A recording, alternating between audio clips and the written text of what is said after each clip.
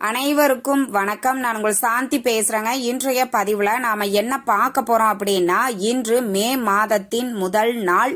ஒரு முறை இப்படி எழுதி பாருங்கள், நீங்கள் நினைத்தது அப்படியே நடக்கும்னு சொல்லியிருக்கிறேன். எப்படி எழுத வேண்டும் அப்படிங்கிறத பத்தி தான் இந்த பதிவுல நாம தெளிவாக பார்க்க போறோம். வாங்க வீடியோக்குள்ள போகலாம். இப்போ இன்றைய தினம் மே மாதத்தின் முதல் நாள். மே முதல் நாள் 1ஆம் தேதி தொழிலாளர்கள் தினம், உழைப்பாளர் தினம். எல்லாருக்குமே இந்த உழைப்பாளர் தின நல்வாழ்த்துக்கள்.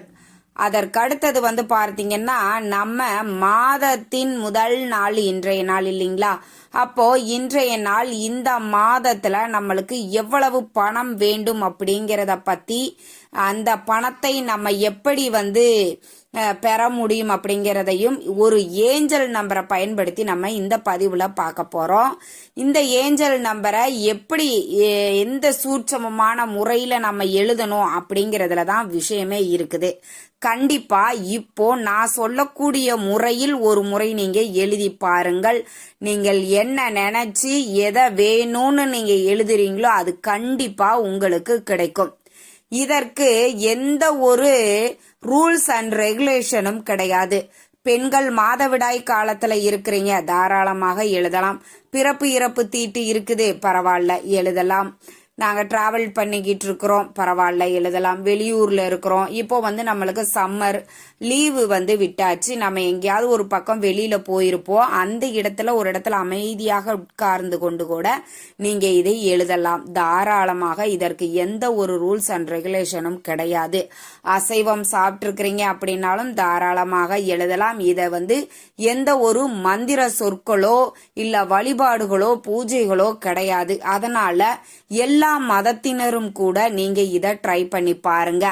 இது மே மாசம் மட்டும் இல்லைங்க, வரக்கூடிய எல்லா மாசத்தின் முதல் நாளும் இதை நீங்க ட்ரை பண்ணி பாருங்க. ஆங்கில மாதத்தின் முதல் நாள் நீங்க இந்த ஒரு எழுத்தை இப்படி ஒரு முறை நீங்க எழுதுங்க. அந்த மாசம் உங்களுக்கு எவ்வளவு பணம் வேண்டும் அப்படிங்கிறத மட்டும் இதுல எழுதுங்க. இது பண வரவிற்குண்டான ஒரு எளிய ஒரு வழிமுறை தாங்க. இத நம்ம ஏஞ்சல் நம்பரை பயன்படுத்தி எழுத போறோம். 369 இது எல்லாருக்குமே தெரியும். இத நிறைய சீக்கிரட்டான தொழிலதிபர்கள்லாம் இதை ரொம்ப பயன்படுத்துறாங்க. இந்த நம்பரை 786 எப்படி ரொம்ப ரொம்ப பணத்தை ஈர்க்கக்கூடிய அந்த நம்பரோ, அதே மாதிரி இந்த 369மே ரொம்ப சக்தி வாய்ந்தது, பணத்தை வசீகரிக்கும் தன்மை கொண்டது.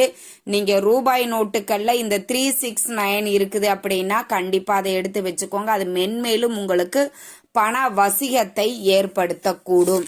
அதே மாதிரி பார்த்தீங்கன்னா, இப்போ நான் சொல்லக்கூடிய இந்த ஒரு முறையில நீங்க இந்த 369 அப்படிங்கிற ஒரு இதை நீங்க எழுதணும். அதை எப்படி எழுதணும் அப்படிங்கிறத நான் உங்களுக்கு சொல்றேன்.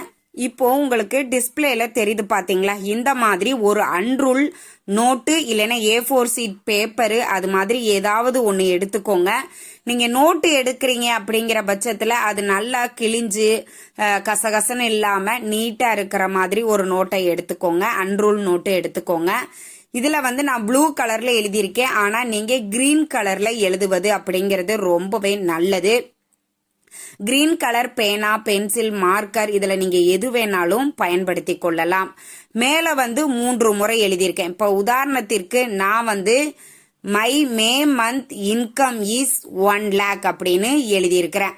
அதாவது எனக்கு இந்த மே மாசத்துல இன்கம் 1 லட்சம் வேணும் அப்படிங்கிறத நான் இத முதல்ல அந்த 369 அப்படின்னு இருக்குது இல்லைங்களா, முதல்ல காலையில ஒரு 3 முறை, மதியம் ஒரு 6 முறை, நைட்டு இல்லைன்னா ஈவினிங் ஒரு 9 முறை, இப்படி நான் பிரிச்சு 369 அப்படிங்கிற அந்த ஆர்டர்ல நான் எழுதியிருக்கிறேன்.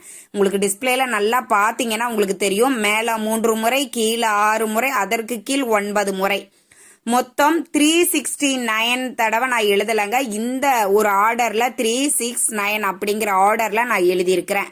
இந்த ஆர்டர்ல நீங்க எழுதிக்கோங்க. இதுல நான் உதாரணத்திற்கு எனக்கு ஒரு 1 lakh பணம் வேணும்னு எழுதியிருக்கிறேன். இதுல இந்த 1 lakhக்கு பதிலா உங்களுக்கு எவ்வளவு அமௌண்ட் வேணுமோ அதை ஃபில் பண்ணிக்கோங்க.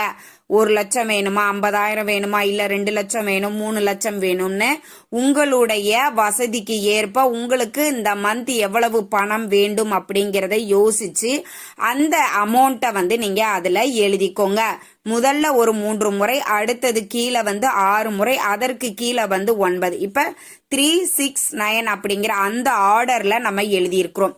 இப்போ நான் சொல்லக்கூடிய இந்த ஆர்டர்ல நீங்க இந்த மே மாதத்தின் முதல் நாள் நீங்க எழுதுங்க.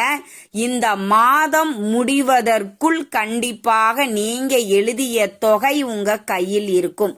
அந்த அளவுக்கு ரொம்பவே சக்தி வாய்ந்தது தான் இந்த 369 அப்படிங்கிற ஏஞ்சல் நம்பர். இந்த ஏஞ்சல் நம்பரை பயன்படுத்தி தான் நாம இன்றைய நாள் எழுதியிருக்கிறோம். கண்டிப்பா இது எல்லாருக்குமே கை மேல பலன் கிடைச்சிருக்குது. இது பண வரவிற்கு மட்டும்தாங்க, வேற எதற்குமே கிடையாது. நீங்க இப்ப உதாரணத்துக்கு சொந்த வீடு கட்டணும், பிரச்சனை தீரணும், கடன் தீரணும் அப்படிங்கிறதற்காக நீங்க இதை பயன்படுத்த முடியாது.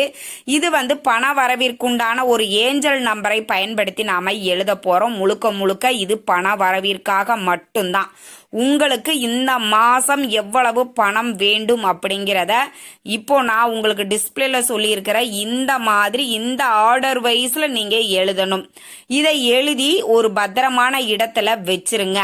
இதை வந்து இந்த அமௌண்ட் இந்த மாசத்துக்குள்ள உங்களுக்கு கண்டிப்பா கையில கிடைச்சிடும். ஒரு சிலருக்கு எழுதிய 1 வீக்ல கிடைக்கலாம், 2 வீக்ஸ்ல கிடைக்கலாம், ஒரு சிலருக்கு கடைசி நேரத்துல கூட கிடைக்கலாம். இந்த முன்ன பின்ன நடக்கிறது எல்லாமே அவரவர்களினுடைய கர்ம வினைகளுக்கு ஏற்பதான் நடக்கும். ஆனா கண்டிப்பா நீங்க கேட்ட பணம் உங்க கையில கிடைத்தே தீரும். நம்பிக்கையோட செய்யுங்க, நிச்சயம் உங்களுக்கு கை மேல பலன் கிடைக்கும். இதற்கு எந்த ஒரு ரூல்ஸ் அண்ட் ரெகுலேஷனும் கிடையாது.